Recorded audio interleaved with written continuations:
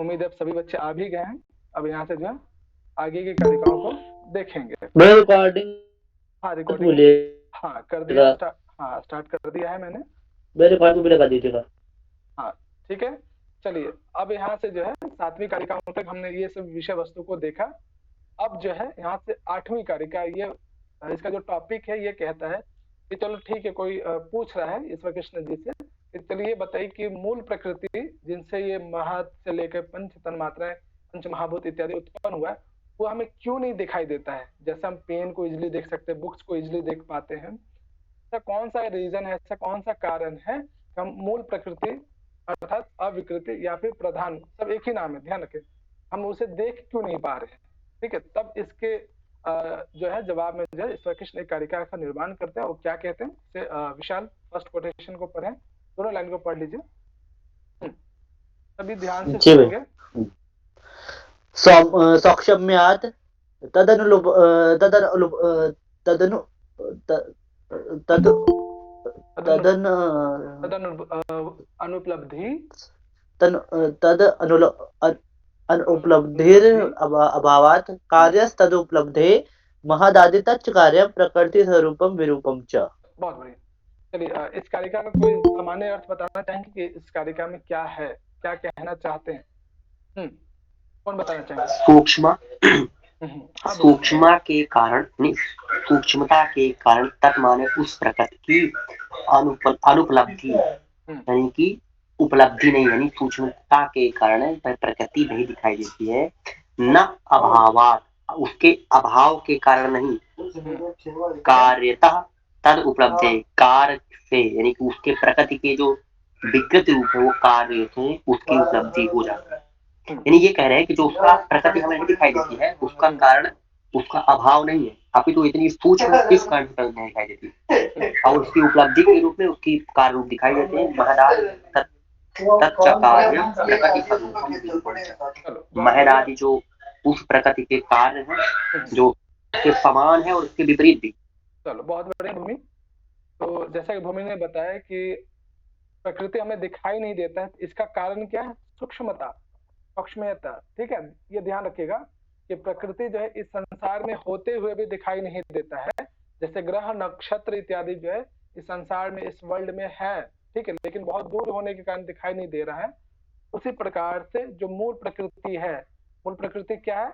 जिससे महत से लेकर पंच महाभूत इत्यादि जो उत्पन्न हुए हैं, ठीक है, वो क्या है? दिखाई क्यों नहीं दे रहे? क्योंकि वो क्या है, मूल प्रकृति बहुत ही सूक्ष्म है, बहुत ही छोटा है, बहुत ही अणु रूप में है। ठीक है, और जो बहुत ही सूक्ष्म रूप में होता है वो वैसे भी दिखाई नहीं देता है। ठीक है, तो इसका मतलब ये बिल्कुल भी नहीं है कि मूल प्रकृति इस संसार में नहीं है या फिर मूल प्रकृति का अभाव है, इसका ये मतलब बिल्कुल भी नहीं है। मूल प्रकृति हमें क्यों नहीं दिखाई देता है? क्योंकि मूल प्रकृति बहुत ही सूक्ष्म है, बहुत ही अनुभाग है, तद अनुपलब्धि। ठीक है, सूक्ष्मता होने के, अत्यंत सूक्ष्म होने के कारण वो मूल प्रकृति जो है हमें उपलब्ध नहीं हो पाता है, प्रत्यक्ष उसका दर्शन नहीं कर पा रहे हैं। ठीक, न अभावात, ठीक है, संधि विच्छेद करेंगे, न अभावात, ऐसा हम बिल्कुल नहीं कह रहे हैं। ठीक है, ऐसा बिल्कुल के मूल प्रकृति है ही नहीं। ठीक है, ऐसा पॉसिबल ही नहीं है, मूल प्रकृति संसार में बिल्कुल है। ठीक है, वो हमें जो सूक्ष्मता, बहुत सूक्ष्म होने के कारण उसको हम प्रत्यक्ष नहीं कर पा रहे हैं, उसका ज्ञान हमें नहीं हो पा रहा है, हमें उसे प्रत्यक्ष रूप से देख नहीं कर पा रहे हैं। अगला इसमें देखेंगे कार्य, कार्यतः तद उपलब्धे। अब देखिए यहाँ पे कारण और कार्य, ध्यान रखिएगा। जैसे माता पिता और संतान, चलो एक ऐसे नॉर्मली सामान्य, संतान को देखकर आप क्या उनके माता पिता का अंदाजा लगा सकते हैं कि उनके माता पिता ये हो सकते हैं? ठीक है, कभी आपने गौर किया? सर लगा सकते हैं ना? लगा भी सकते हैं जी। ठीक है, यानी जो माता पिता के जो गुण होंगे वो कहीं ना कहीं उनके संतानों में जो है प्रत्यक्ष और अप्रत्यक्ष रूप से हमें दिखाई देगा। तो माता पिता क्या हो गए? कारण हो गए। ठीक है, उनसे उत्पन्न जो पुत्र पुत्रियां हैं, संतान है, वो क्या हो जाएंगे? कार्य हो जाएंगे। ये बातें समझ में आ रहा है यहाँ तक? क्योंकि ये यदि आप समझ गए आगे कार्य का समझ में आ जाएगा। जी सर, क्लियर। उसी प्रकार से कारण क्या होगा? हमारा मूल प्रकृति। कार्य क्या हो जाएगा? मूल प्रकृति से उत्पन्न होने वाले 23 तत्व। यहाँ तक क्लियर है? बातें समझ में आ रही है ना? जी सर, क्लियर। तो इस जी आधार सर। पर हाँ इस आधार पर हम कह सकते हैं ना कि जो मूल प्रकृति के जो गुण होंगे, क्वालिटीज होंगे, ठीक है, विशेषताएं होंगे, ठीक है, वो कहीं ना कहीं उसके कार्यों में भी दिखाई देगा। क्लियर है जी सर।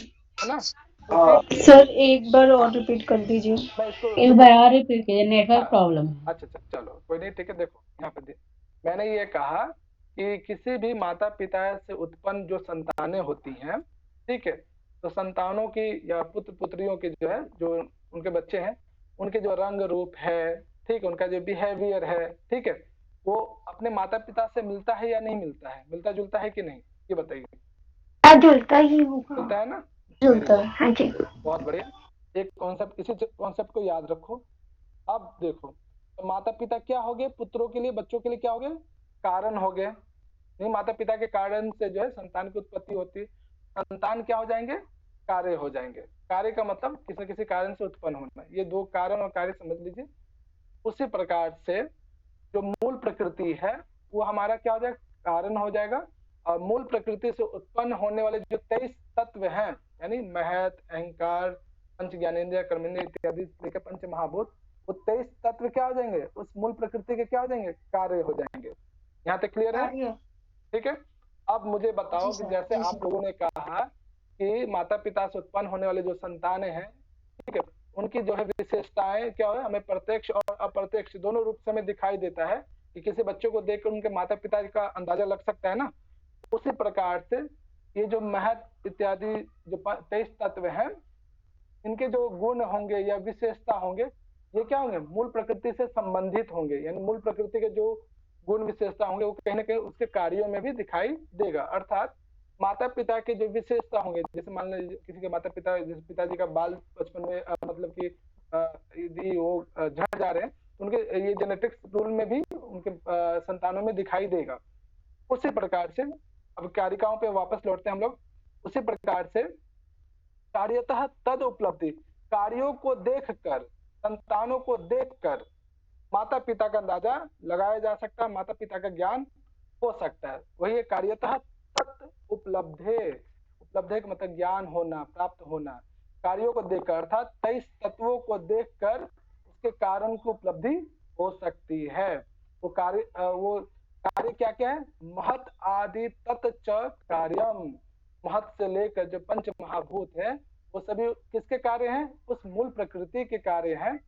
और प्रकृति स्वरूपम विरूपम च, और ये जो कार्य होंगे, कुछ कार्य ऐसे होंगे जो प्रकृति के समान गुण वाले होंगे, कुछ कार्य ऐसे होंगे जो प्रकृति के विरूप विपरीत गुण वाले होंगे। जैसे आपने देखा हो कई बार कि माता पिता, ठीक है, दोनों का जो रंग श्वेत है, ठीक है, और कई बार जो है आपने देखा होगा उनके जो बच्चे हैं उनमें से 3 बच्चे का रंग जो है श्वेत है और एक बच्चे का कलर जो है, ऐसे मैं बोल रहा हूँ, इस रंग भेद वाली ऐसे कोई दिक्कत नहीं, एक जो है श्यामला है, ठीक है।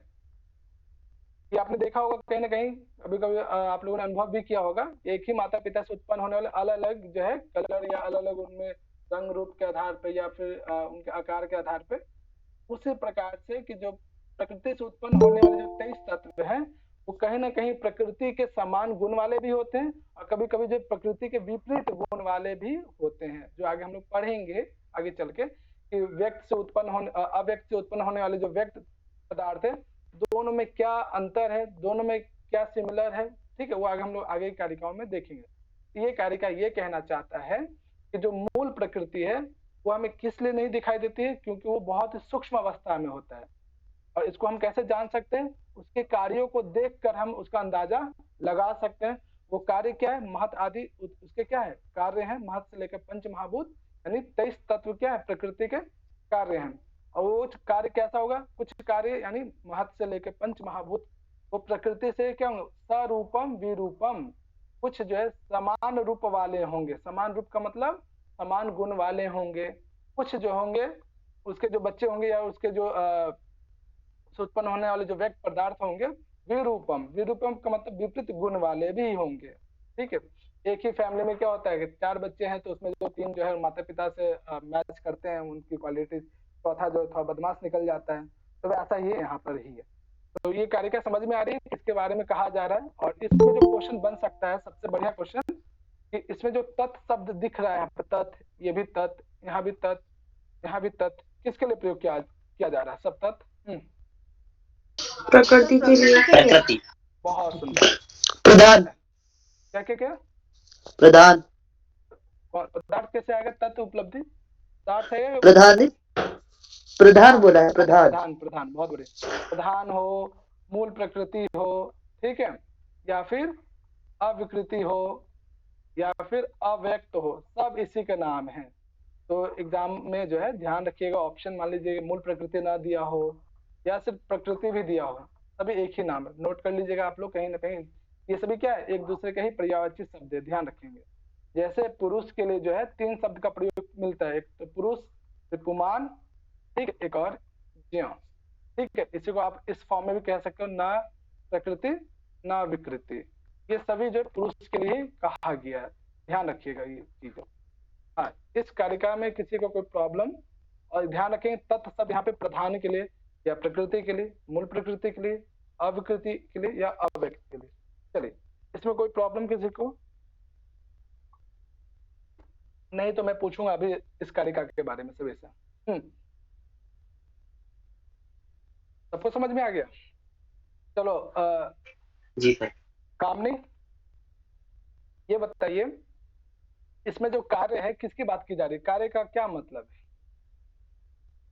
हाँ कामनी, बाकी बच्चे सोच। हाँ, कार्य का मतलब किसकी बात की जा रही है यहाँ पे? कार्य।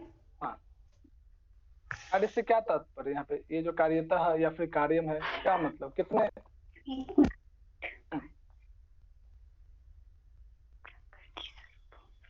जो प्रकृति और विकृति। हाँ बोलो, जो मन में सोच रहे हो बिल्कुल वही सही सोच रहे हो, बोलो बोलो, आप डरो मत। प्रकृति और जो विकृति है वही कार्य। प्रकृति से उत्पन्न होने वाले जो 23 तत्व है ना, वही उसके कार्य हो जाएंगे, ठीक है। चलो हाँ नेहा बताओ, ये 23 जो कार्य है कौन कौन से हैं? नेहा? हाँ प्रियंका बताओ, 23 कार्य कौन कौन से हैं? जी बताइए। 23 अहंकार। हाँ, अहंकार या महत? महत, अहंकार, पंच ज्ञानेंद्रिय, पंच कर्मेंद्रिय और मन और पंच तन्मात्र, पंच महाभूत। बहुत बढ़िया, ठीक है। चलो बहुत बढ़िया। ठीक है, बताओ यहाँ पर तत् शब्द किसके लिए प्रयोग किया गया? तत् प्रकृति के लिए। प्रकृति के लिए। चलिए बहुत बढ़िया, यानी मुझे लगता है कि इसमें कोई आप लोगों को ज्यादा परेशानी नहीं है, समझ में आ गया है। तो ध्यान रखेंगे कारिका किसके संदर्भ में कहा जा रहा है? मूल प्रकृति के संदर्भ में कहा जा रहा है। तत् शब्द किसके लिए, कार्य शब्द किसके लिए है, ठीक है। प्रकृति स्वरूपम विरूपम एग्जाम में आया हुआ इस तरीके से, ये कोटेशन पूछ लिया गया था, ठीक है। ध्यान रखिए, कोटेशंस को भी आप लोग को बारीकी से ध्यान रखना है, किसके संदर्भ में कहा जा रहा है, ये कारिका किस ग्रंथ में है, किसने कहा, सब तरीके से। अब जो है जो कई बार इससे संबंधित क्वेश्चन पूछा गया है, और ये सबसे इम्पोर्टेंट जो है सूत्र है या कारिका कह लीजिए, ठीक है, जो एग्जाम में कई बार अलग अलग तरीके से पूछा गया। अब इस सिद्धांत को, ठीक है, जिसका नाम है सत्य कार्यवाद, कोई बताएंगे क्या कहना चाहता है ये सिद्धांत? ये प्रिंसिपल है क्या? कौन बताएंगे? कारण से कार्य की। भूमि के अलावा, भूमि और विशाल को छोड़कर और बताना चाहेंगे? सर कौन है? अपर्णा? दीपिका? हाँ दीपिका। सर ये कार्यवाद का सिद्धांत है, कहता है कि कार्य जो है अपने कार्य कारण में जो है पूर्व विद्यमान रहता है। ओके, ठीक है। हाँ कोई और इस पे? दीपिका के अलावा? बढ़िया। उसका सिर्फ आविर्भाव होता है। अच्छा, सिर्फ आविर्भाव, विनाश नहीं हो सकता है? जी विनाश भी होता है, पर वो अपने कारण में से उत्पन्न हो जाता है। और हर कार्य के लिए एक ही कारण है, सभी कारणों से उत्पन्न नहीं हो सकते, इसलिए सिद्ध होता है कार्य पहले से ही कारण में है। दूध से ही दही बन सकता है, रेत से दही नहीं बन सकता। बहुत सुंदर, बहुत सुंदर, ठीक है। तो ये सभी को जो है ये कारिका को, कुछ कारिका याद हो या ना हो, ये कारिका जरूर याद कर ले, बहुत ही इंपॉर्टेंट। ठीक है, अब देखिए इसमें क्या है, सत्य कार्यवाद, इसमें जो है दो शब्द है, एक सत्य एक कार्य। ठीक है, तो देखिए यहाँ पे इसको समझ लीजिए। इस कारिका में 5 अवयवों को भी दर्शाया गया है ना? हाँ बिल्कुल, अभी हम बताएंगे, ये जो सभी आप सामने देख रहे हो ना, ये चर्चा करेंगे अभी हम लोग। ठीक है, देखो यहाँ पे, अब यहाँ पे इस शब्द को समझ लो, उसके बाद हम लोग नीचे जो है ये जो कोटेशन है 5 जो हेतु है उसकी बात करेंगे। अब देखो यहाँ पे दो शब्द है, एक सत्य एक है कार्य। तो बताएंगे सत्य का मतलब क्या होता है, जस्ट इसका अर्थ क्या है। एग्जिस्टेंस। क्या बोलो? सत्य मतलब सत्ता, विद्यमान होना, मूल कारण है। मूल कारण, सत्य कहते हैं नित्य को, नित्य, जो कभी जिसका भी विनाश नहीं होता। इसका कोई बिना, अच्छा किसका नहीं, नहीं चलो, हाँ ये कर, ये भी कर सकते हो। हाँ कोई और? यानी आप लोगों ने आगे की कारिकाओं को पढ़ा नहीं, इसका मतलब कारिकाओं को पढ़ के जरूर आइए सभी। मैंने पढ़ा है भैया। चलो बहुत बढ़िया विशाल। देखो इसमें क्या होता है कि सिंपल से दो शब्द है, ये कारण और कार्य जो है, ठीक है, सारे का जो सांख्य कारिका है इसी के इर्द गिर्द घूमेगी। ठीक है, कारण और कार्य, ये सेम चीज आप तर्क संगत तर्क भाषा में पढ़ेंगे। देखिए कोई भी वस्तु इस संसार में है, ठीक है, वो उसी से उत्पन्न हो सकता है जिसमें जो उत्पन्न करने की क्षमता हो। ठीक है, जैसे अगर आप लोग को चाहिए कि नहीं मुझे आज पनीर की सब्जी खाना है, ठीक है, तो पनीर के लिए जो है दूध चाहिए। अब दूध, क्योंकि दूध में क्या है, पनीर बनाने की शक्ति है। ठीक है, तो दूध आपका क्या हो जाएगा, सत्य कारण हो जाएगा। ठीक है, यानी वो दूध ही वो कारण है जिससे जो है पनीर नामक कार्य उत्पन्न हो सकता है। दूध के अलावा किसी अन्य चीज से पनीर नहीं बन सकता है। जैसे मान लीजिए एक और एग्जांपल, ठीक है, तेल की प्राप्ति जो है तिल से हो सकती है। ठीक है, तो ऐसा कोई कारण जिससे जो है एक निश्चित ही कार्य उत्पन्न हो सकता है, उसके अलावा कोई दूसरा कार्य उत्पन्न ना हो सके। ठीक है, जो भी आप वो वस्तु विशेष का निर्माण चाहते हैं या उत्पन्न करना चाहते हैं, वो उसी मुख्य कारण से उत्पन्न होगा, किसी अन्य कारण से नहीं हो सकता है। ठीक है, तो सत्य कारण से सत्य कार्य की उत्पत्ति होती है, ये कहना ये चाह रहे हैं। अब इसके पीछे जो है 5 सिद्धांत देते हैं। ठीक है, कैसे पता चलेगा कि जो भी हम कारण ले रहे हैं उस कारण से एक निश्चित कार्य की उत्पत्ति होगी, जो आप चाहते हैं कि वो वस्तु में उस कारण से हमें मिल जाए। ठीक है, अगर हम चाहेंगे मिट्टी से जो है सोना बन जाए, ठीक है, सोना प्राप्त करना चाहिए, कभी सोना नहीं होगा, इसलिए जो है अलग से जो है, तो उसी प्रकार से सत्य कार्यवाद सिद्धांत कहता है कि सत्य कार्यवाद के सिद्धांत के लिए मुख्य कारण से मुख्य कार्य की सिद्धि होगी। यानी जैसे इसके 5 हेतु लिए गए हैं, 5 हेतु को एक एक अक्षर ध्यान से देखिएगा, इसमें संधि विच्छेद करके भी मैं बताऊंगा आप लोग को, पूछूंगा भी। तो ये कह रहे हैं कि सत्य कारण से सत्य कार्य की सिद्धि हो सकती है।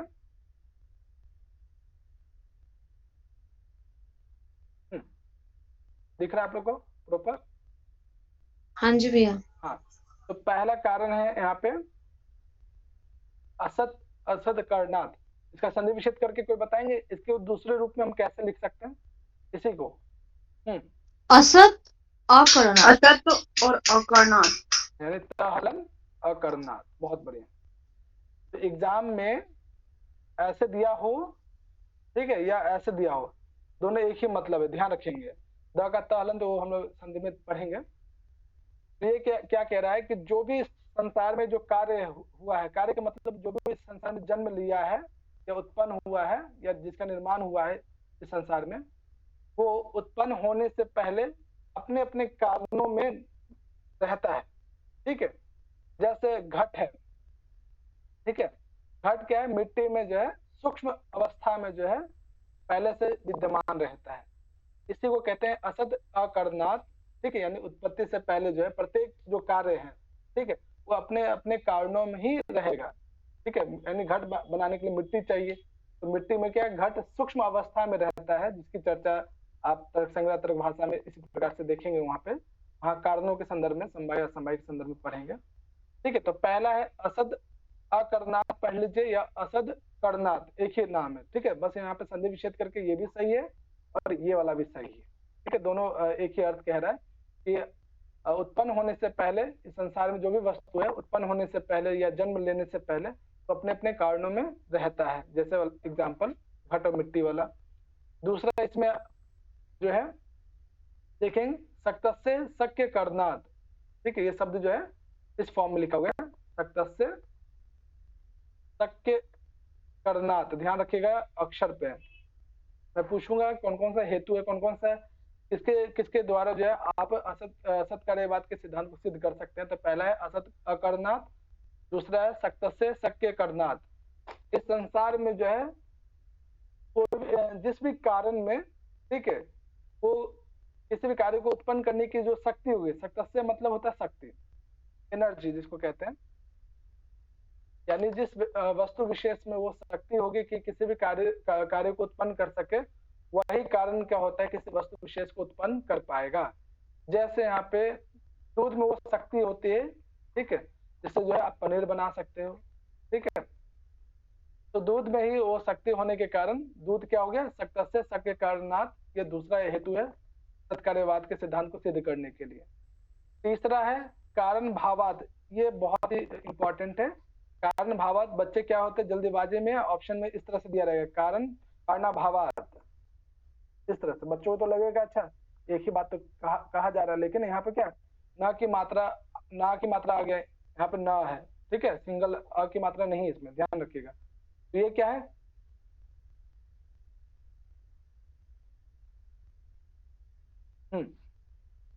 कारण भावात, यानी इस संसार में जो भी कार्य है उसका निश्चित कोई न कोई जो है कारण होता है, और कारण और कार्य दोनों एक दूसरे के क्या है, अनुपूरक है। अनुपूरक का मतलब है कि यदि कारण है उससे कोई न कोई कार्य उत्पन्न होगा ही होगा, या फिर इस संसार में यदि कोई कार्य है तो उसका कोई न कोई कारण निश्चित ही होगा। यानी दोनों एक दूसरे के क्या है, डिपेंडेंट, निर्भर है, ठीक है। इस संसार में जैसे मिट्टी है तो मिट्टी से आप घट बना सकते हैं, ठीक है। अगर घट है तो इसका मतलब ये जो है कभी न कभी जो है घट मिट्टी के फॉर्म में या घट के फॉर्म में ही होगा।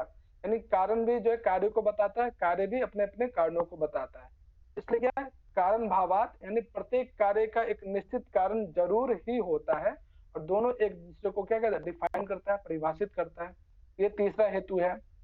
चौथा क्या है, उपादान ग्रहणात, ठीक है। वही बात यहाँ पे भी कहा जा रहा है कि किसी भी वस्तु को, किसी भी कार्य को उत्पन्न करने के लिए एक निश्चित कारण की आवश्यकता पड़ती है, ठीक है। जैसे मान लीजिए हमें वस्त्र बनाना है, कपड़ा बनाना है, ठीक है, इसके लिए जो है तंतु की आवश्यकता पड़ती है, एक उपादान कारण की आवश्यकता पड़ती है।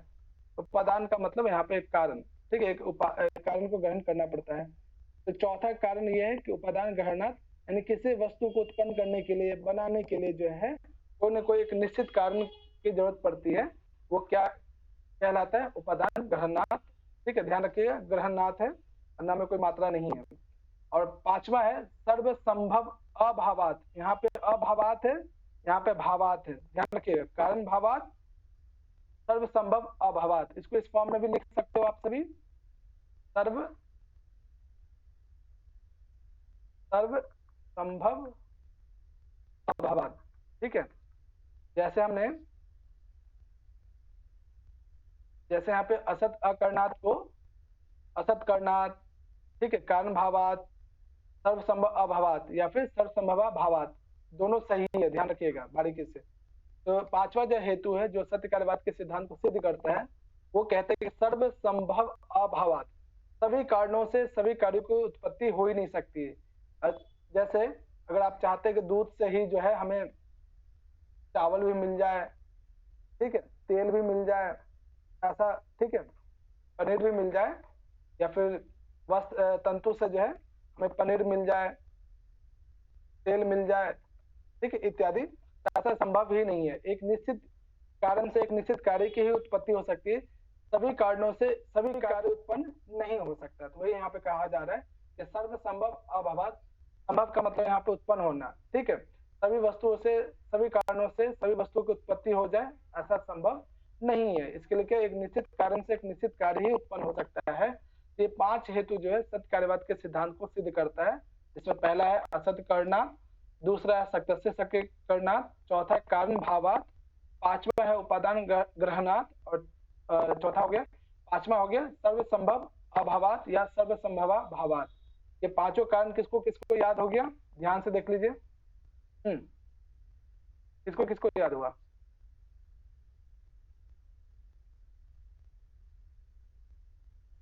किसको याद नहीं हुआ?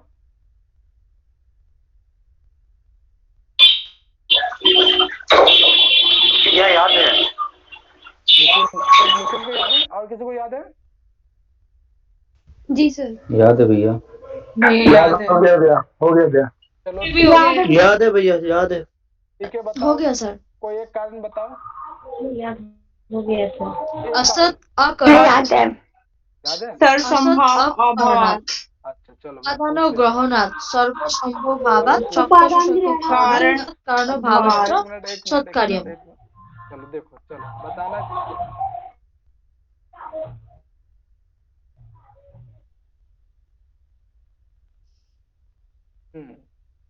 दूसरा है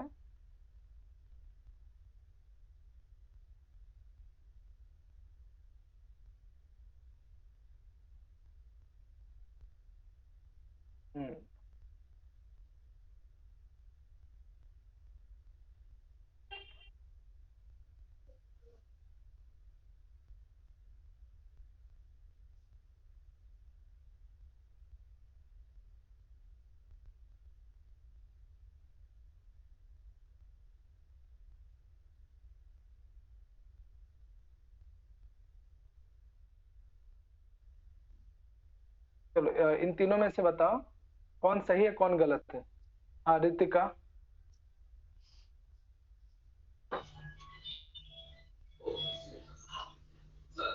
हाँ रितिका, ये तीनों में से कौन सही है? असद कारणात सही है, दूसरे नंबर का। अच्छा ये सही तीसरे है? नंबर नहीं, इसमें आ नहीं है। असद अकारणात है। अकारणात। हाँ। अच्छा शो नहीं हो रही। तो नहीं हो रही है? भैया दूसरे नंबर हाँ पे जी गलत भैया, होगा ना। शो नहीं हो रही भैया सर। वो असत होगा, दो नहीं होगा। हाँ होगा भैया, हाँ होगा। पहले नंबर का सही है। पहले वाला सही है पहला वाला सही है। और तीसरा हाँ। वाला? तीसरा वाला? यस सर, पहला सही है सर, ये भी सही है। तीसरा वाला भी सही है। मेरा ध्यान से स्लाइड देखो। शो नहीं रही, लाइट शो हो रही वाला है? स्लो कर है। उपादान नहीं हो रही भैया, सारी का आ रही है। भैया तीसरा गलत नहीं है। भैया, आपने उपादान उसमें ना अग्रहणात लिखा है, पर अग्रहणात नहीं आएगा, ग्रहणात आएगा। हाँ देखो देखो कामनी, आपको शो नहीं हो रही है?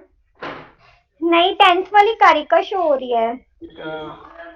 और ये राइट हैंड पे लिखा हुआ कुछ शो नहीं हो रहा है? तो हो रहा है इधर, देखो यहाँ पे तो हो रहा है भैया। हाँ जूम कर लो, जूम कर लो, जूम कर लो। देखो यहाँ पे उपादान ग्रहणात है, मैंने यहाँ पे ना पे आ की मात्रा लगा दिया था। हाँ, आ का डंडा लगा रखा है। हाँ तो ये गलत है। असत अकरनाथ, और यदि इस फॉर्म में लिखा रहा है, आकरनात। हाँ इस फॉर्म में, ठीक है, दा में हलंत नहीं लगा होना चाहिए, ठीक है, पूरा दा होना चाहिए, ये सही है। या फिर इस तरह से लिखा हो दा हलंत और अकरनाथ, तब जाके ये सही है, ये भी सही है, ठीक है। सर्वसंभव अभावात हो या फिर सर्वसंभवा भावात हो, तब भी सही है, ठीक है। तो ध्यान रखिएगा एक एक अक्षर का कहाँ पे मात्रा दिया गया है, कहाँ पे मात्रा नहीं दिया गया है, ठीक है। असत करनाथ ऐसे हो या फिर असत हलंत करके फिर अकरनाथ हो, तब भी सही है। सक्तस्य शक्य करनाथ हो, तब भी सही है।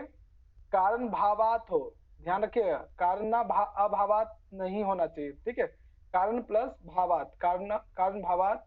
उपादान ग्रहणात है, न में आखिर मात्रा नहीं है, ध्यान रखिए इस चीज को। और सर्वसंभव अभावात, ठीक है, यहाँ पे वर्ब में आ की मात्रा है, इस बारीकी को ध्यान रखिएगा। और एग्जाम में इस तरह के क्वेश्चंस को जो है ना बारीकी से कीजिएगा, कहीं जल्दीबाजी बिल्कुल भी मत कीजिएगा, जल्दीबाजी में जो है मिस्टेक हो जाएगा। और हर साल में मैंने देखा है कि 3 से 4 क्वेश्चन ऐसे गलत करके आते हैं जो बहुत ही सिंपल होता है, जल्दीबाजी में गलत करके चले जाते हैं, ठीक है। और एक एक क्वेश्चन जो है आपके इस एग्जाम में इम्पोर्टेंट है।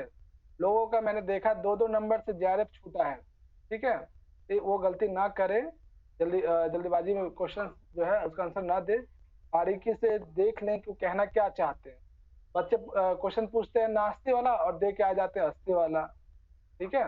तो सब बारीकियों को भी ध्यान रखना है। क्वेश्चंस को बारीकी से पढ़ें, ऑप्शंस को बारीकी से देखें, क्या क्वेश्चन पूछा जा रहा है, क्या ऑप्शन दिया जा रहा है, क्या टिक लगा रहे हैं वहां पे, सब चीज। कई बार बच्चे जो है इधर ऑप्शन में ए सही दिख रहा है और बी जो है टिक लगा के आ जा रहे हैं। तो सब बारीकी को जो है ध्यान में रखना है, एक एक नंबर आपके लिए इम्पोर्टेंट है, ठीक है ना। इसको ध्यान रखिए। इस वाली कारिका में हमने जो है देखा कि सत्यवाद के सिद्धांत को सिद्ध करने के लिए जो है 5 हेतु की आवश्यकता पड़ती है, 5 रीजंस चाहिए। इन 5 रीजंस को जो है बारीकी से कहाँ पे कौन सा मात्रा का प्रयोग किया जा रहा है, कहाँ पे मात्रा नहीं है, ठीक है, उसे आप ध्यान से रखेंगे। इसे मैं पूछूंगा फिर से। यहाँ तक जो है हमने देखा कि सत पदार्थ से जो है सत पदार्थ की ही उत्पत्ति हो सकती है, किसी अन्य की उत्पत्ति नहीं हो सकती है।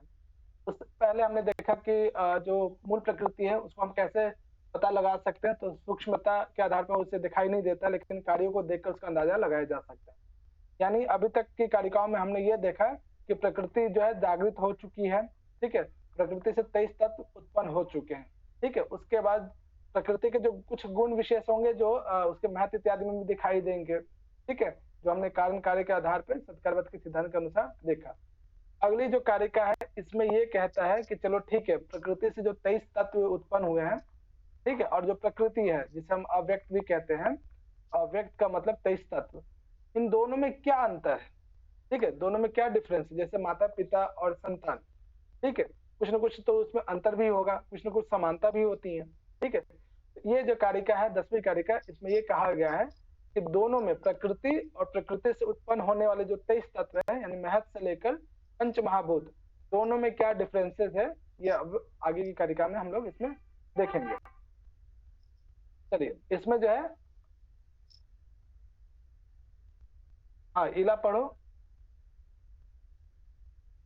हेतुम नित्यम व्यापी सक्रियम अनेकम आश्रितम लिंगम सा अव्ययम परतंत्रम व्यक्तम विपरीतम अव्यक्तम।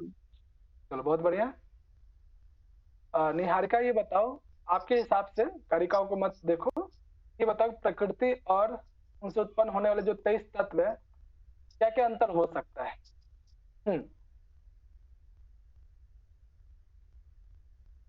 निहारिका, हाँ कौन बताना चाहेंगे? हाँ निहारिका बताओ, एक मिनट। हाँ मैं बताना चाहती हूँ। सुजाता, मौका मिलेगा आपको भी आगे। हाँ सुजाता, हाँ निहारिका बताओ, आपके हिसाब से प्रकृति और 23 जो तत्व है उन दोनों में क्या अंतर हो सकता है? कोशिश करो।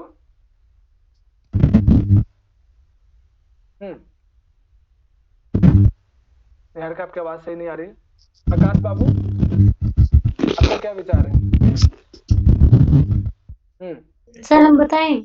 हाँ एक मिनट जी। हाँ संदीप, कोई आइडिया?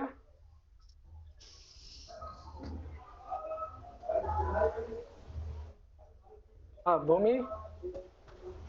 जी सर।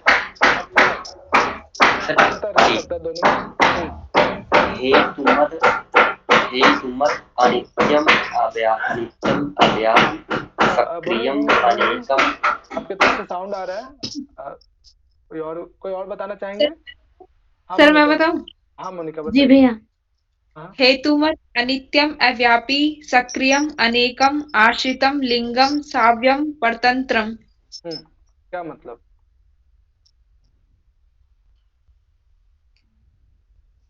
देखो यहाँ पे तो 23 जो तत्व हैं भैया, हाँ बोलो। पहला होना चाहिए कि जो प्रकृति है, जो व्यक्त पदार्थ है वो किसी ना किसी कारण से उत्पन्न हुए हों। बहुत बढ़िया। और विनाशशील हों। चलो बहुत बढ़िया। यानी पहला क्या कारण कहा जा रहा है कि जो प्रकृति है, जो मूल प्रकृति या प्रधान या अव्यक्त या अविकृति, ठीक है, उसका कोई कारण नहीं होता, वो किसी से उत्पन्न नहीं होता है, ठीक है, ये ध्यान रखिएगा। लेकिन प्रकृति से जो कुछ भी उत्पन्न हुआ है, यानी बुद्धि से लेकर पंच महाभूत, वो उसका कोई ना कोई कारण है, किसी न किसी कारण से उत्पन्न हुआ है। ठीक है, तो इस आधार पे जो व्यक्त तत्व है, जो व्यक्त पदार्थ है, कुल कितने 23, उसका कोई ना कोई क्या हेतु मत, उसका कोई ना कोई हेतु है, ध्यान रखिएगा। तो पहला दोनों में डिफरेंस ये है कि जो भी व्यक्त पदार्थ है उसका कोई ना कोई कारण है, वो किसी न किसी कारण से ही उत्पन्न हुआ है, किसी न किसी कारण से जन्म लिया है। ठीक है, ध्यान रखिएगा। और लेकिन जो प्रधान है या फिर मूल प्रकृति है या अव्यक्त, वो क्या अहेतु मत या फिर हेतु रहित, वो किसी से उत्पन्न नहीं हुआ है, ध्यान रखिएगा। ये दोनों में सबसे बड़ा डिफरेंस ये है कि जो 23 तत्व है वो किसी न किसी कारण से, जैसे महत है, महत यानी बुद्धि, बुद्धि किससे उत्पन्न हुआ है? मूल प्रकृति से। प्रकृति से, बहुत बढ़िया। अहंकार ले लो या पंच ज्ञानेंद्रिय ले लो, वो सभी क्या है? मूल प्रकृति से उत्पन्न हुआ है। यानी इन सभी 23 तत्वों का क्या है? कोई ना कोई अधिष्ठाता देव है, कोई ना कोई एक मुख्य कारण है। ठीक है, तो ध्यान रखेंगे जो व्यक्त पदार्थ है वो क्या है? हेतु मत है, लेकिन जो मूल प्रकृति वो अहेतु मत है, ध्यान रखिएगा। अब दूसरा डिफरेंस ये कहता है कि संसार में जो भी जन्म लेता है, ठीक है, जो भी उत्पन्न हुआ है, पैदा लिया है, जन्म हुआ है, वो क्या कभी ना कभी समाप्त होगा कि नहीं होगा? जैसे आपने जैसे फोन बन गया संसार में, तो फोन का भी क्या होगा? कभी ना कभी नाश हो जाएगा, समाप्त हो जाएगा, खराब हो जाएगा। ठीक है, तो ये बताइए कि क्या इस संसार में जो भी उत्पन्न हुआ है, क्या उसका नाश है कि नहीं? जो भी जन्म लेता है उसका नाश निश्चित है कि नहीं? है सर। बहुत बढ़िया। इस आधार पे व्यक्त जो पदार्थ है, कुल 23 तत्व है, वो क्या हुआ? किसी न किसी कारण से उत्पन्न हुआ है, और जो उत्पन्न होता है वो कभी ना कभी उसकी मृत्यु भी होती है, कभी ना कभी समाप्त भी होता है। इस आधार पे हम कहेंगे कि व्यक्त क्या अनित्य पदार्थ है। नहीं, वो कभी भी जो ऐसा जरूरी नहीं कि उसकी सत्ता हमेशा रहेगी, कभी ना कभी विनाश हो जाएगा। लेकिन जो मूल प्रकृति है, जो प्रधान है या अव्यक्त है, वो क्या हमेशा रहेगा, क्योंकि प्रकृति और पुरुष दोनों में क्या है? नित्य पदार्थ है। इस आधार पे जो है ये क्या रहेगा? नित्य रहेगा। नित्य कौन होगा? मूल प्रकृति या प्रधान या अव्यक्त। यदि आप ये कारिका और इसके जस्ट बाद वाली कारिका अच्छे से याद रखेंगे, इसमें व्यक्त अव्यक्त के क्या अंतर है, दोनों में क्या समानता है, उससे किस प्रकार से अलग है, तो आपको जो है आने वाली कारिका बहुत ही इजी लगेगी। ये कारिका जो है आने वाले 3-4 कारिका इस पर निर्भर करता है, इसे अच्छे से समझ लीजिए, याद रखेंगे दोनों की क्या विशेषता। हर साल जो है 1 या 2 साल के गैप पे इससे क्वेश्चन जरूर रहता है, प्रकृति से और पुरुष से। ठीक है, तीसरी है, अभी बताइए, नित्य और अनित्य। नित्य हमारा प्रकृति है और अनित्य हमारा व्यक्त है। इन दोनों में सबसे ज्यादा व्यापक कौन होगा? व्यापक वो पदार्थ कहलाता है प्रकृति, जिसकी सत्ता हर जगह हो, जो हर जगह दिखाई देता हो। ठीक है, चाहे कुछ भी सिचुएशन आ जाए, लेकिन फिर भी वो रहेगा ही रहेगा, तो वो व्यापक होता है। तो बताइए कि 23 तत्व और मूल प्रकृति, इन दोनों में व्यापक कौन होगा? मूल प्रकृति। मूल प्रकृति हाँ, क्योंकि मूल व्यापक प्रकृति होगी। हाँ, बहुत बढ़िया। मूल प्रकृति क्या है? कभी भी नष्ट नहीं हो सकता। जो नष्ट नहीं हो सकता वो क्या है? नित्य है। ईश्वर क्या है? नित्य है। जो नित्य है यानी वो व्यापक, यानी हर जगह वो क्या उनका जो है व्यापी, हर जगह जो है वो रहते हैं। ठीक है, लेकिन और व्यक्त प्रकृति जो है वो व्याप्य कहलाएगी, उसको व्याप्य कहेगी। हाँ, अव्यापी या अव्यापक। ध्यान रखिए, मूल प्रयाचित शब्द भी यहाँ पे दिया गया है, तो दोनों तरीके से याद रखेंगे, अव्यापी या अव्यापक। यानी कभी न कभी जो है इन 23 प्रकार के तत्व जो है कभी न कभी समाप्त हो ही जाएंगे, अर्थात इनका कोई ना कोई निश्चित स्थान या निश्चित कोई ना कोई सीमाओं के बंधन में बंधा हुआ है। लेकिन प्रकृति के साथ ऐसा बिल्कुल भी नहीं है, वो हर जगह जा सकता है, हर जगह जो है वो उसका व्याप्त हो सकता है। ठीक है, चौथा जो दोनों में अंतर है कि मूल जो प्रकृति है वो निष्क्रिय है। अब निष्क्रिय होने के कारण ही जो पुरुष है, यानी जो आत्मा है, आत्मा का प्रकाश पुरुष पे पड़ता है, आत्मा अर्थात पुरुष का जो प्रकाश है प्रकृति पे पड़ता है। प्रकृति क्या जड़ अवस्था में रहता है, उदासीन रहता है, निष्क्रिय रहता है। ठीक है, लेकिन जैसे ही पुरुष का प्रकाश या आत्मा का प्रकाश, ठीक है, उस प्रकृति पे पड़ता है, तो प्रकृति क्या एक्टिव हो जाती है। ठीक है, इस आधार पे जैसे वो प्रकृति एक्टिव होती है, ठीक है, तो वो क्या महत से लेकर पंच महाभूत इत्यादि उत्पन्न करती है। तो इस आधार पे महज से लेके पंच महाभूत इत्यादि उत्पन्न हुआ है, वो उसमें क्या होता है, कुछ ना कुछ क्रियाशीलता, कुछ ना कुछ एक्टिवनेस होता है। ठीक है, इस आधार पर हम कह सकते हैं कि जो मूल प्रकृति और जो उनसे उत्पन्न होने वाले जो 23 तत्व हैं, उनमें प्रकृति क्या है, निष्क्रिय रहता है। ठीक है, लेकिन निष्क्रिय होने के बाद जैसे वो इसमें एक्टिवनेस आता है, जैसे वो जो है महज से लेकर पंच महाभूत इत्यादि उत्पन्न करने की क्षमता उसमें आ जाती है, उससे उत्पन्न होने वाले जो भी तत्व होंगे वो क्या हो जाएंगे, सक्रिय होंगे, उसमें कुछ ना कुछ क्रिया होगी। तो ध्यान रखेंगे कि सृष्टि के आरंभ से पहले, ठीक है, जब तक सृष्टि का निर्माण नहीं होता है, ठीक है, जैसे जब तक पुरुष का प्रकाश प्रकृति पर नहीं पड़ता तब तक प्रकृति क्या निष्क्रिय फॉर्म में रहती है। ठीक, ध्यान रखिए, ये अलग बात है। दूसरा क्या है कि प्रकृति जैसे जो है पुरुष का प्रकाश उस पर पड़ता हुआ एक्टिव हो जाती है, तो अपने समान जो है 23 तत्वों को जो है उत्पन्न करती है। उन 23 तत्वों में क्या हो जाता है, क्रियाशीलता या फिर सक्रियता उत्पन्न हो जाता है। ये 2 पॉइंट ध्यान रखेंगे। हाँ बोलो बोलो संगीता। भैया मुझे एक चीज यहाँ ये समझ नहीं आ रही, जब प्रकृति अव्यक्त है तो वो व्यक्त को कैसे उत्पन्न कर देती है, मतलब पूरी सृष्टि को कैसे उत्पन्न कर देती है जब वो पहले से ही अव्यक्त है। हाँ देखो यहाँ पे कि दर्शन एक विचारधारा है, ठीक है, और इसमें जो है आप बहुत ज्यादा कुछ पॉइंट पे ऐसा आएगा, लगेगा आपको कि ये संभव हो ही नहीं सकता है। एक जगह प्रकृति को आप कहते हैं कि निर्भर नहीं है, दूसरी जगह कहते हैं कि प्रकृति पुरुष पे निर्भर होता है। ठीक है, तो यहाँ पे जो है कहीं ना कहीं आपको मानना पड़ेगा, हो सकता है बीच की कारिकाएं कहीं ना कहीं जो है मूल रूप नहीं प्राप्त होता है, कुछ ना कुछ मुझे विरोधाभास उत्पन्न लगता है, लेकिन ये साइंटिफिक तरीके से आप किसी लैब में उसे टेस्ट नहीं कर सकते, ये ऐसा हो ही सकता है। ठीक है, एक विचारधारा है और आपको विचारधारा को यहाँ पे मानना ही पड़ेगा कि पुरुष का जो प्रकाश है, पुरुष का मतलब यहाँ पे आत्मा, ठीक है, जैसे ही आत्मा का प्रकाश उस प्रकृति पे पड़ता है तब वो प्रकृति जो है जड़ से चेतना अवस्था में आ जाता है।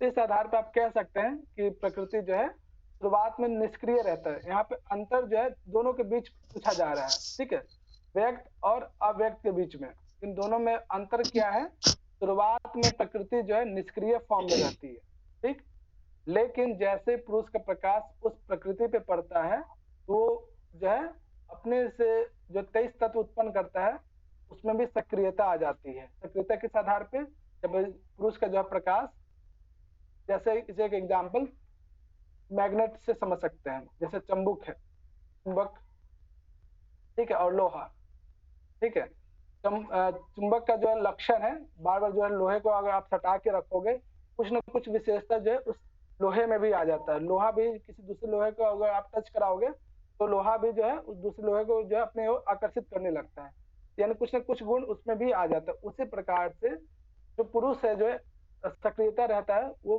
मूल प्रकृति पे जैसे प्रकाश अपना डालता है, ठीक है, वो निष्क्रिय चीज भी जो क्या सक्रिय होकर अपने समान पदार्थों को उत्पन्न करता है, जो आपने पहले की कारिका में पढ़ा भी कि प्रकृति स्वरूपम विरूपम च। ठीक है, तो यहाँ पे आप ये बस मान के चल लीजिए कि शुरुआत में। हाँ कुछ कह रहे हैं क्या आप लोग? नहीं भैया मैं ये कह रही थी, अब मेरे को क्लियर हो गया है, थैंक यू। हाँ तो बस यहाँ पे ध्यान रखिएगा कि निष्क्रियता कब रहता है, जब सृष्टि का आरंभ नहीं होता है, तब तक वो निष्क्रिय अवस्था में बस पड़ा रहता है। ठीक है, जैसे उस पर पुरुष का प्रकाश पड़ता है वो एक्टिव हो जाता है, जो वस्तु एक्टिव हो जाता है वो अपने समान ही एक्टिव वस्तु को जो उत्पन्न करता है। ठीक है, ये यहाँ पे ध्यान रखिएगा इसमें। तो सक्रिय कौन है, उससे उत्पन्न होने वाले 23 तत्व। निष्क्रिय कौन रहता है, मूल प्रकृति। मूल प्रकृति निष्क्रिय कब रहता है, जब वो जो है सृष्टि के आरंभ या सृष्टि का निर्माण करने से पहले तक, जैसे वो एक्टिव हो जाएगा तो वो महत इत्यादि जो उत्पन्न करने लगता है तो उन सब में सक्रियता या क्रियाशीलता आ जाती है। ये जो है 4 इसमें अंतर है। 5वां जो अंतर है इसमें, एक मूल प्रकृति की संख्या 1 है, लेकिन उनसे उत्पन्न होने वाले जो बुद्धि से लेकर पंच महाभूत है ये अनेक कैसे हो सकते हैं। हाँ कौन बताना चाहेंगे? 23 तत्व है क्या? क्योंकि प्रकृति जो है वो कारण है, कार्य। आवाज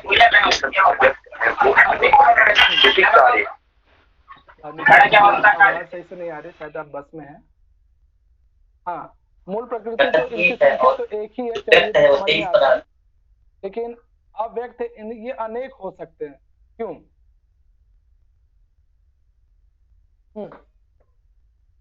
हाँ कौन बताना चाहेंगे? पुरुष अलग अलग होता है सर, मतलब पुरुष के साथ एक नहीं होता, स्त्री वगैरह भी अलग अलग होना। चलो सुजाता बताइए कि सब प्रकृति क्योंकि इनकी संख्या पुरुष एक है, लेकिन अव्यक्त की संख्या हम अनेक क्यों माने? क्योंकि पुरुष अलग अलग होता है सर, इसीलिए।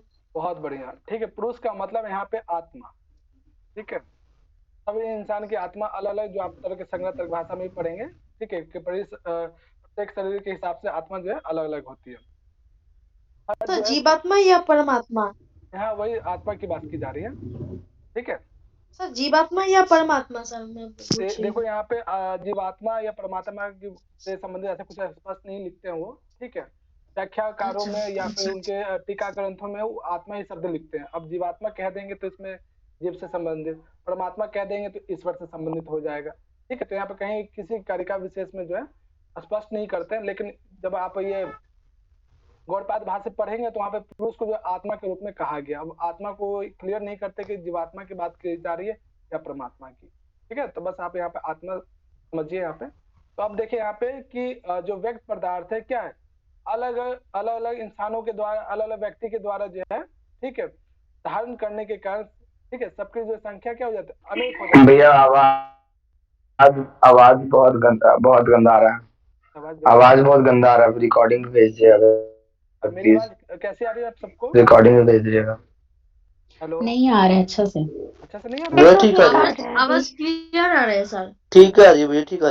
देखो कई बार क्या होता है, टेक्निकल प्रॉब्लम के कारण या फिर नेटवर्क प्रॉब्लम के कारण इस तरह की आवाजें आपको आएंगी पीछे।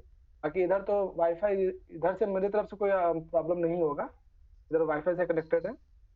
हो सकता है आप लोग की तरफ से नेटवर्क में प्रॉब्लम आ रहा होगा। एक बार जो है ना फिर से ज्वाइन कर लोगे तो सही हो जाएगा आप लोग को, ठीक है। तो ध्यान रखिएगा कि पुरुष की संख्या क्या है, मूल प्रकृति की संख्या एक है, लेकिन जो अव्यक्त जो व्यक्त है यानी महत से लेकर पंच महाभूत है, उनकी संख्या जो है वो अनेक है, क्योंकि अनेक पुरुषों के द्वारा जो है बुद्धि इत्यादि का बुद्धि इत्यादि का जो उपभोग किया जाता है, ठीक है। यानी अभी तक हमने देखा कि जो मूल प्रकृति और जो व्यक्त है उसमें हेतु कौन है, अहेतु कौन है, नित्य कौन है, अनित्य कौन है, अव्यापी कौन है, व्यापक कौन है, ठीक है, निष्क्रिय कौन रहता है, सक्रिय कौन रहता है, एक कौन होता है, अनेक कौन होता है। यहाँ तक ये हमने डिफरेंस देखा है।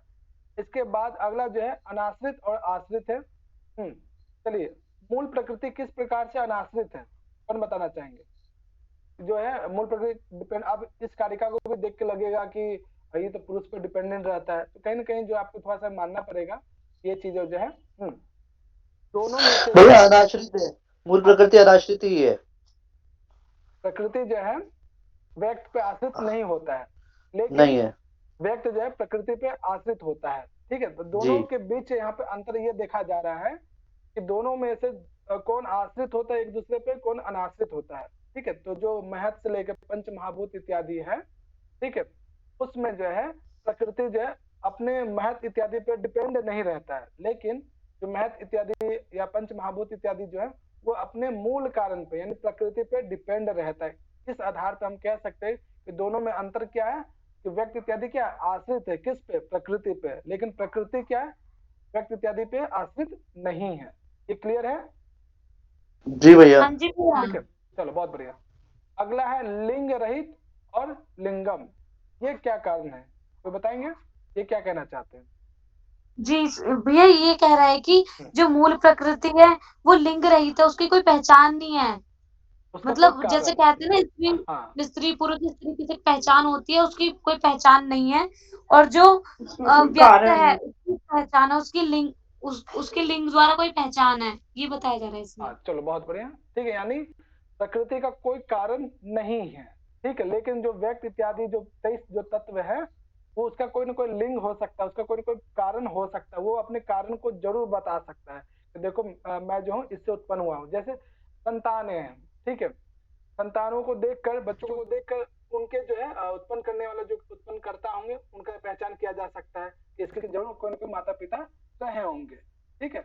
उसी प्रकार से प्रकृति और जो व्यक्त पदार्थ है इन दोनों के बीच में यदि हम अंतर देखा जाए तो प्रकृति का जो है प्रकृति जो है व्यक्त के प्रति क्या कारण होता है, लेकिन जो लिंगम है अर्थात व्यक्त जो है प्रकृति के प्रति उसका कोई लिंग नहीं होता है। ध्यान रखिए यहाँ पे लिंग रहित कौन होता है? प्रकृति, अर्थात प्रकृति का कोई कारण नहीं होता है, लेकिन जो व्यक्त पदार्थ है, कुल जो 23 तत्व है, उसका कोई न कोई लिंग, कोई न कोई पहचान होता है, अर्थात कोई न कोई कारण होता है, वो अपने अपने कारणों से उत्पन्न हो पाता है। ठीक है, जैसे महत है, महत को उत्पन्न करने के लिए क्या चाहिए? प्रकृति चाहिए। जैसे अहंकार हो गया, उसको भी उत्पन्न करने के लिए क्या चाहिए? प्रकृति चाहिए। यानी जब तक महत से लेकर पंच महाभूत है, ये सभी क्या है? अपने अपने कारणों को बताता है कि देखो हम इससे उत्पन्न हुए, तुम इससे उत्पन्न हुए। लेकिन जो प्रकृति है वो कभी भी जो है उसका कोई कारण नहीं होता, उसका कोई पहचान नहीं होता है, कोई उसका लिंग नहीं होता।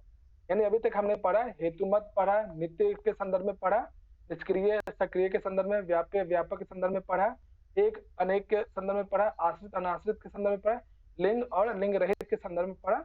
अगला है आपका आज पेपर 1 तो नहीं है ना? थर्सडे आज, हाँ आज नहीं है। चलो अगला है निरअवयव साअवयव। क्या मतलब? कौन बताना चाहेंगे? और मतलब अवयव भैया से इसका भी बुद्धि के साथ कोई संयोग संबंध नहीं होता।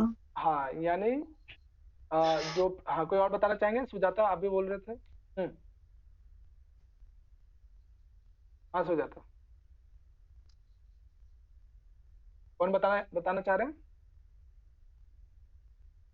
सर ये बिना प्रकृति, बिना किसी अवयव के ही उत्पन्न हुआ है, बना है, और जो व्यक्त है वो किसी अवयव से बना है। अच्छा चलो बहुत बढ़िया।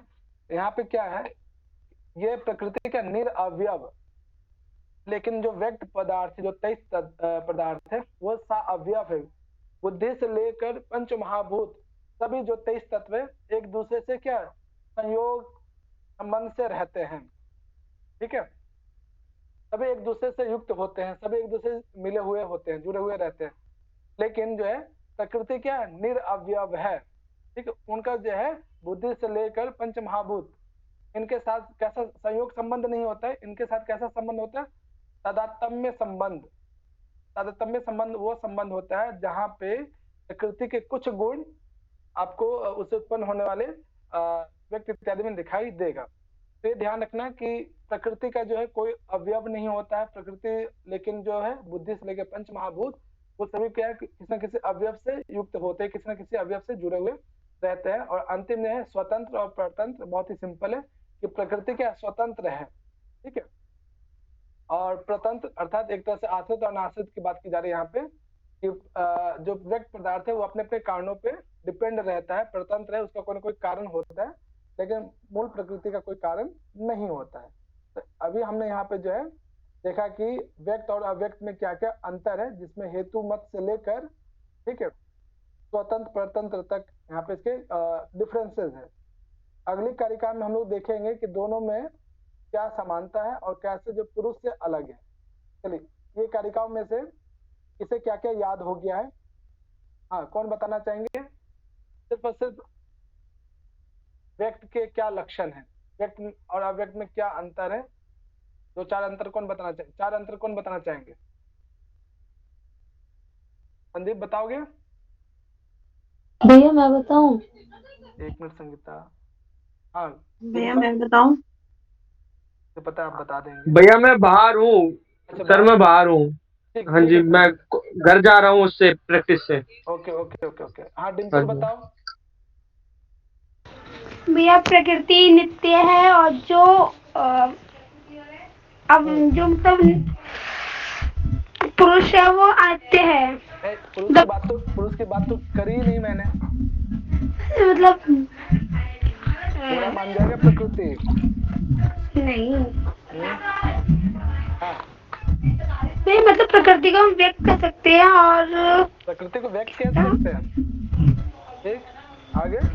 और मूल प्रकृति महत्व को क्या कहेंगे? अव्यक्त? नहीं, उल्टा बोल रहे हो ना? हाँ, आराम से बोलो, आराम से। कहीं जाना है क्या? नहीं भैया, आराम से बोलो।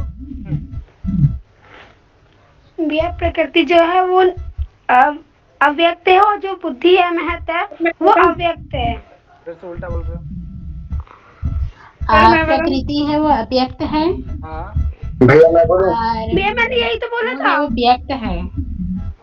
ठीक है, ये पहला आपने नित्य बताया, दूसरा आगे बताओ सर। भैया मैं बोलूं? बताओ सुजल, बताओ। भैया मैं बोलूं? हाँ, और जो व्यक्त होंगे वो, हाँ सुजल बोलो। जो व्यक्त होंगे वो, जैसे जो है जो वो अव्यक्त है, बोलने चाहिए पहले, और व्यापक अव्यक्त है, सक्रिय व्यक्त है और निष्क्रिय अव्यक्त है। आगे है सर, आगे भी बताओ।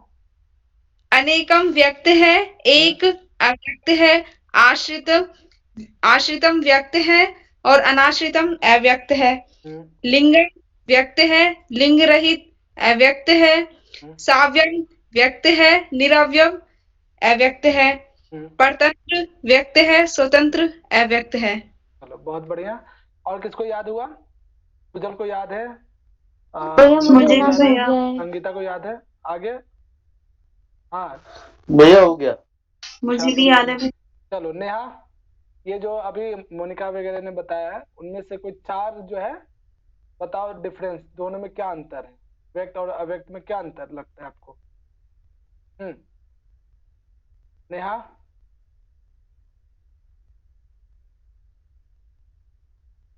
चलो, आकाश बाबू बताइए क्या क्या अंतर है? जी सर, थोड़ा थोड़ा हुआ। थोड़ा पूरा कब होगा? तो चलो थोड़ा में क्या क्या हुआ बताओ, 2 का नाम बताओ, दोनों 2 डिफरेंस क्या क्या है दोनों में?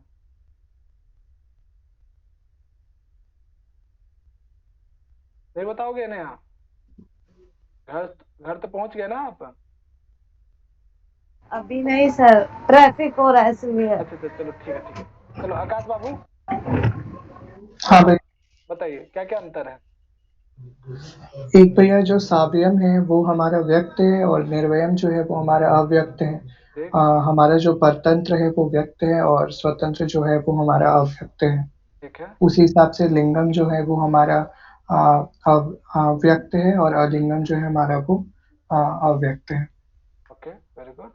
ठीक है, ये सारे जो है इसके दोनों में क्या क्या अंतर है याद रखेंगे। ठीक है, यही वाला चीज आगे आपको काम आएगा कि कौन जो है हेतु है, कौन अहेतु है, कौन नित्य है, कौन अनित्य है, व्यापी कौन है, अव्यापक कौन है, सक्रिय निष्क्रिय कौन है, अनेकम एकम कौन है, आश्रितम अनाश्रितम कौन है, इत्यादि लेकर स्वतंत्र प्रतंत्र क्या है।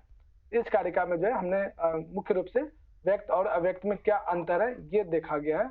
अगली जो कारिका है इसमें अगली कारिका में ये कहा गया है कि कुछ चीजें ऐसा है जो व्यक्त और अव्यक्त दोनों में एक जैसा है, समानता है, लेकिन पुरुष में इन दोनों से अलग है, थोड़ा सा डिफरेंस है। यानी ये वाली जो कारिका है इसमें कुछ क्वालिटीज ऐसे हैं जो व्यक्त में भी प्राप्त होता है, अव्यक्त में भी प्राप्त होता है, लेकिन पुरुष में जो इन दोनों से जस्ट विपरीत है। ये कारिका विषय वस्तु समझ में आ रहा है? आने वाली जो कारिका है, जी भैया, ठीक है। अगली कारिका में हम ये देखेंगे कि ऐसा कौन कौन सा क्वालिटीज है, गुण है जो व्यक्त में भी दिखाई दे रहा है, अव्यक्त में भी दिखाई दे रहा है, लेकिन पुरुष में वो क्वालिटी नहीं दिखाई दे रहा। पुरुष का मतलब आत्मा, यहाँ आत्मा समझिए। ठीक है, चलिए इसमें जो है नितिन बाबू, अच्छा बस में होंगे आप तो, चलो सुजाता पढ़ो आप। त्रिगुणम विवेकी विषयः सामान्यम अचेतनं प्रसवधर्मी व्यक्तं तथा प्रधानं तद विपरीतस्तथा च पुमान। चलो पुमान का मतलब क्या है? ठीक है सर, पुमान का मतलब पुरुष है शायद। पुरुष शायद पुरुष ही है। पुरुष ही है भैया। पुरुष होगा। उसका एक और नाम क्या है जो सांख्य कारिका में प्रयोग किया गया है? जी सर। चलो सर, लेकिन फिर प्रमेय 3 क्यों माने हैं सांख्य कारिका में, जब ये 2 ही हैं, प्रकृति और पुरुष? ये हमने स्टार्टिंग में पढ़ा, सुबह तो कंफ्यूजन हो गई कि वैसे 3 मान रहे हैं और 2 भी मान रहे हैं, तो ये क्या चक्कर है इनका, समझ नहीं आ रहा। 2 3 नहीं, देखो जैसे प्रकृति का बहुत सारे परिवारवाची शब्द है, वैसे पुरुष का भी बहुत सारे परिवारवाची शब्द है, जिनमें 3 तो बहुत मुख्य है। पुरुष को ही ज्ञ कहते हैं, या कोई पुमान कहते, ये सभी एक ही परिवाची शब्द हैं, ठीक है। जी भैया, लेकिन प्रमेय 3 क्यों माने इसमें सांख्य कारिका में? प्रमेय हाँ, हम सुबह पढ़ रहे थे तो उसमें ध्यान भैया उसमें बारी जी से, हाँ बोलो बोलो बोलो। भैया उसमें ये लिखा था कि सांख्य कारिका के अनुसार प्रमेय 3 है, व्यक्त, अव्यक्त और ज्ञ। ज्ञ को ये लोग पुरुष भी कह रहे हैं, तो यहाँ पे ये 3 कैसे हो गए? देखो, उसी को यहाँ आत्मा भी बोल रहे हैं। अव्यक्त, व्यक्त, यही कह ज्ञ, रहे हैं ना। हाँ जी, जी भैया। तो व्यक्त क्या हो गया आपका 23 तत्व, ठीक। अव्यक्त जी क्या हो भैया। गया, एक मूल प्रकृति। यहाँ क्या हो गया आपका, पुरुष हो गया या पुमान हो गया या आत्मा, एक ही नाम है, ठीक है। अच्छा, ठीक है भैया समझ जी। में आया यहाँ पे जो है। हाँ भैया, वो आ गया समझ में। जी, थैंक यू। दरअसल व्यक्त और अव्यक्त की गिनती प्रकृति में ही हो जाती है, वो सुविधा के लिए उसको दो भागों में बांट लिया जाता है, व्यक्त और अव्यक्त। बहुत बढ़िया। चलो देखो यहाँ पे कि तो पहला जो डिफरेंस है, ठीक है, व्यक्त और अव्यक्त में कुछ चीजें जो एक जैसा ही है। जैसे पहला है त्रिगुण है, त्रिगुण के अंतर्गत कौन कौन सा गुण आएगा? सत्वरज तमस। ठीक है, बहुत बढ़िया। यानी प्रकृति और प्रकृति से उत्पन्न होने वाला जो भी पदार्थ है 23, उसमें 3 गुण अवश्य होंगे, सत्व, रजस और तमस। लेकिन जो पुरुष है, जो आत्मा है, ठीक है, उसमें किसी भी प्रकार का गुण नहीं होता है। ध्यान रखिए, त्रिगुण रहितम, यानी कोई भी गुण उसमें पाया नहीं जाएगा। पहला दोनों में अंतर, ठीक है। यानी एक अंतर वो भी ध्यान रखना है कि व्यक्त अव्यक्त में क्या अंतर है। दूसरा ये भी ध्यान रखना है कि व्यक्त अव्यक्त में ऐसे कौन कौन सा गुण समान है, ठीक है। तो 3 गुण जो है दोनों में पाया जाता है, लेकिन पुरुष में बिल्कुल भी पाया नहीं जाता है। दूसरा लक्षण ये है कि व्यक्त और अव्यक्त ये दोनों के अविवेकी है, लेकिन पुरुष क्या है, विवेकी है। क्या मतलब? अविवेकी और विवेकी का मतलब क्या है? भैया पुरुष जो है वो ज्ञान प्राप्त करने में सक्षम है। बारी से चले। हाँ विशाल कुछ कह रहे थे, बताइए। क्योंकि जो विवेक ज्ञान है, जो केवल्य है, वो पुरुष के लिए है ना, तो पुरुष अपने ज्ञान से, अपने विवेक से ज्ञान प्राप्त करने में सक्षम है, किंतु प्रकृति उसके लिए नहीं है, इसलिए प्रकृति अविवेकी है। हाँ, यानी पुरुष जो है स्वतंत्र है, आत्मा को जो है ज्ञान स्वयं हो सकता है, लेकिन जो प्रकृति या प्रकृति से उत्पन्न होने वाले जो भी तत्व हैं स्वतंत्र रूप से कार्य करने में असमर्थ है, ठीक है। इस आधार पे ध्यान रखेंगे कि पुरुष क्या है, विवेकी है, ज्ञान युक्त है, ठीक है। उसे जो है ज्ञान प्राप्त करने में जो है किसी अन्य की चीज की आवश्यकता नहीं पड़ती है। लेकिन जो अविवेकी क्या, अव्यक्त और व्यक्त अर्थात प्रकृति या प्रकृति से उत्पन्न होने वाले जो चीजें हैं, ठीक है, वो क्या है, अविवेकी है। तो ध्यान रखेंगे पुरुष आत्मा क्या श्रेष्ठ है हमेशा, इसकी चर्चा आप अलग अलग उपनिषदों में भी देख सकते हैं। इस आधार पे जो है व्यक्त और अव्यक्त दोनों में समानता क्या है, दोनों की अविवेकी है, लेकिन पुरुष वो क्या है, विवेकी है। ध्यान रखिए, ये अंतर बहुत ही कंफ्यूजन करेगा, और यही चीज आपको आने वाली कारिका में, पहला ही कारिका जब पढ़ोगे इसके जस्ट बाद वाला, ये शब्द विशेष आएगा, तो वहां पे पूछूंगा कि किस आधार पे आप कह रहे हो कि अविवेकी कौन है, विवेकी कौन है, ठीक है। तीसरा जो है अंतर दोनों में, ठीक है। और अगला जो है दोनों में समानता, यानी व्यक्त और अव्यक्त में समानता ये है कि दोनों क्या विषय हो सकता है, लेकिन पुरुष या आत्मा अविषय हो सकता है। क्या मतलब? इसका भी जवाब मैं दूं? आप बताइए विषय। विषय का तात्पर्य होता है उपभोग, जिसका उपभोग किया जाता है, ठीक है। प्रकृति का उपभोग किया जाता है, किंतु पुरुष का उपभोग नहीं होता। पुरुष क्या है, स्वयं ही ज्ञान स्वरूप है, ठीक है। तो ज्ञान जैसे एक शैया है, उस शैया का उपयोग पुरुष करता है, लेकिन शैया पुरुष का उपयोग नहीं करती है, तो ये अंतर है दोनों। शैया जो है खुद अपना जो प्रयोग नहीं कर सकता है, नहीं कर सकती है, ठीक है, बिल्कुल। उसी प्रकार से जो पुरुष है, ठीक है, जो आत्मा है वो अपना खुद का ज्ञान खुद ही नहीं कर सकता है, ठीक है। लेकिन जो प्रकृति है या प्रकृति से उत्पन्न होने वाले जो भी पदार्थ है, किसी न किसी व्यक्ति विशेष के ज्ञान का स्रोत हो सकता है या उसे ग्रहण किया जा सकता है।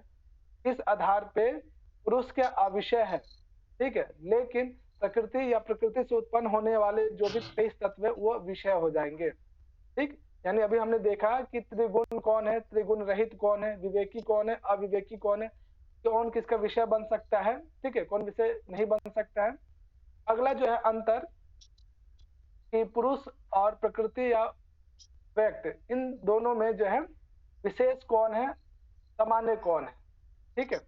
चलिए मुझे लगता है इसमें कुछ खास आपको समझने की आवश्यकता नहीं पड़ेगी। सामान्य या विशेष कौन बताना चाहेंगे, कोई बताएंगे? सर वो विषय तो सुजाता और विशाल के अतिरिक्त कैसे यहाँ पे पुरुष क्या है, विशेष है, और प्रकृति या प्रकृति से उत्पन्न होने वाले जो चीजें हैं वो सामान्य है। हाँ, कोई और बताना चाहेंगे? सर विशेष इसलिए पुरुष क्योंकि वो खुद ही ज्ञान है, और सामान्य वो इसलिए है क्योंकि वो प्रकृति से उत्पन्न हुए तत्व है ना, 23 तत्व हैं, तो वो इसलिए सामान्य है क्योंकि प्रकृति से उत्पन्न हो रहे हैं वो। हाँ देखो, पुरुष को जो है आत्मा को कोई भोग नहीं कर सकता है, ठीक है। इस आधार पे भी आप कह सकते हैं कि पुरुष क्या है, विशेष है, असामान्य गुणों से युक्त है, असाधारण है। इसके साथ यदि असाधारण शब्द भी दे दिया जाए ना, मान लीजिए ये लक्षण असामान्य या विशेष ना दो दिया हो, असाधारण हो, तभी ये क्या हो जाएगा, सही होगा, ध्यान रखिएगा। और जो व्यक्त है अर्थात जो प्रकृति या प्रकृति से उत्पन्न होने वाली जो चीज है वो क्या जनरल चीज है, उसे जो हर कोई यूज कर सकता है, उसको उपभोग कर सकता है, उसे ज्ञान को प्राप्त कर सकता है। इस आधार पे जो है प्रकृति क्या है, सामान्य है। अगला जो अंतर है इसमें कि जो पुरुष है वो चेतन युक्त है, उसमें चेतना होती है, लेकिन प्रकृति या प्रकृति से उत्पन्न होने वाले जो 23 तत्व है वो अचेतन होती है। इसकी चर्चा हमने पहले वाले कार्यक्रम में भी किया था, ठीक है। तो ध्यान रखेंगे कि चेतन युक्त कौन होता है, अचेतन कौन होता है। और अंतिम है कि पुरुष जो है किसी को उत्पन्न नहीं करता है, किसी का परिणाम नहीं है। प्रसव धर्मी हो या परिणाम हो, एक ही नाम है, ध्यान रखिएगा, दोनों एक ही शब्द को बतलाता है। या इसी को जो है इस तरह से भी आप लिख सकते हैं, अपरिणाम, अपरिणामशील, ठीक है, नोट कर लीजिएगा, इसमें ऐड नहीं है।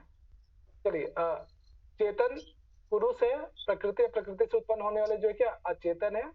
अगला है कि पुरुष के अप्रसव धर्मी है, पुरुष किसी का रिजल्ट नहीं है, किसी का जो है किसी से उत्पन्न नहीं हुआ है, ध्यान रखिएगा। इस अर्थ में जो है पुरुष जो है अप्रसव धर्मी है या फिर अपरिणामशील, दोनों एक ही नाम है, ध्यान रखिएगा। यह एक परिभाषित शब्द है, अपरिणामशील। लेकिन जो व्यक्त और अव्यक्त है वो क्या है, अपने और या अपने समान तत्वों को क्या करता है, उत्पन्न करता है। जैसे प्रकृति क्या है, महत इत्यादि को उत्पन्न करता है। इस आधार पे जो है प्रकृति या फिर महत से क्या अहंकार उत्पन्न होता है, अहंकार से पंचतन मात्रा उत्पन्न होता है। यानी ये क्या 23 जो तत्व है और प्रकृति क्या एक दूसरे को उत्पन्न करता है, ठीक है, नहीं अपने समान तत्वों को उत्पन्न करता है। इस आधार पे जो है दोनों में एक समान गुण क्या हो जाएगा, प्रसव धर्मी या फिर परिणामशील। परिणामशील क्या का मतलब क्या है, किसी न किसी चीज को उत्पन्न करना, यही सेम अर्थ है।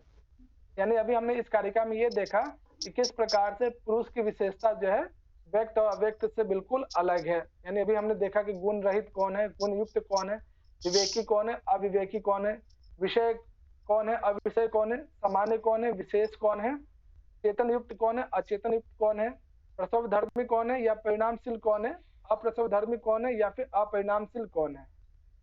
चलो इसमें इस कार्यक्रम में जो है प्रभात बाबू बताइए कि पुरुष की क्या क्या विशेषता हो सकती है, सिर्फ पुरुष की बताना है।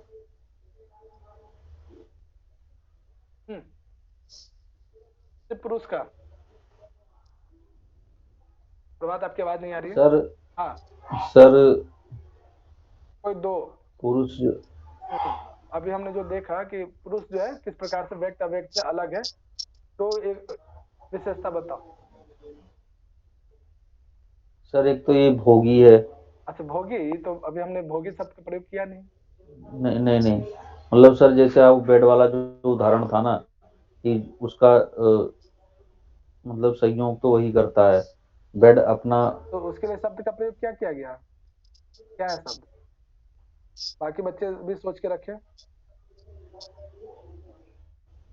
चलो काम नहीं बताओ, पुरुष की जो है पुरुष किस प्रकार से व्यक्त अव्यक्त से अलग है, उसके दो कौन कौन से लक्षण हैं। पुरुष एक तो विवेकी है, विवेकी है, बहुत बढ़िया। चेतन है, चेतन, बस बहुत बढ़िया, बहुत बढ़िया। चलो निहारिका, अगला अंतर बताओ, पुरुष पुरुष जो है व्यक्त अव्यक्त से किस प्रकार से अंतर है? एक तो विवेकी हो गया, दूसरा चेतन हो गया। अगला बताओ निहारिका। चेतन है, गुण चेतन हो चुका है, चेतन हो चुका है। सर असामान्य है। असामान्य है, बहुत बढ़िया। आगे गुण अचेतन है सर। एक मिनट सुजाता जी, आपको मौका आएगा आपके पास। हाँ बताओ निहारिका। गुण रहित है। गुण रहित, बहुत बढ़िया। शीला काम नहीं हो गया। हाँ बताओ, ठीक है। अगला जो लक्षण है पुरुष का, हाँ बताओ। एक पुरुष अप्रसवधारिणी है। अप्रसवधर्मी है, बहुत बढ़िया। और त्रिगुण रहितम है। त्रिगुण रहित हो गया है। इसके अलावा बताओ। अविषय। अविषय, चलो बहुत बढ़िया। हाँ रितिका बताओ अगला। भैया 6 होकर। क्या 6 हो गया? हाँ जी। कुछ छूट रहा है? नहीं छूट नहीं रहा कुछ। हाँ? नहीं हो गया। हाँ जी हो गया। चलो बहुत बढ़िया। यानी एक को याद करोगे तो सब याद हो जाएगा। पुरुष वाला याद कर लो तो व्यक्त अव्यक्त का भी हो जाएगा। ठीक है, तो इस तरह जो है अभी हमने जो है किस प्रकार से जो है पुरुष जो है व्यक्त अव्यक्त से अलग है, किस प्रकार से व्यक्त और अव्यक्त में जो एक समान गुण इसमें पाया जाता है। ये कारिका आज इतना ही रखते। कल जो है हम लोग पढ़ेंगे इसमें कि 3 जो गुण है, जहाँ अभी शुरुआत में हमने जो पढ़ा ना कि त्रिगुण, ठीक है, कि 3 गुण कौन कौन सा है, तीनों गुणों का लक्षण क्या है, ठीक है, कैसे किसी व्यक्ति विशेष में आप पता करेंगे कि ये व्यक्ति विशेष में जो है सत्व गुण वाला इंसान है, रजोगुण वाला कौन है और तमस गुण वाला कौन है। किस प्रकार से ये तीनों गुण जो है एक दूसरे से जो है एक दूसरे को हेल्प करता है, इसके जो है कल की कारिकाओं में हम लोग कल देखेंगे। आप लोग को क्या करना है,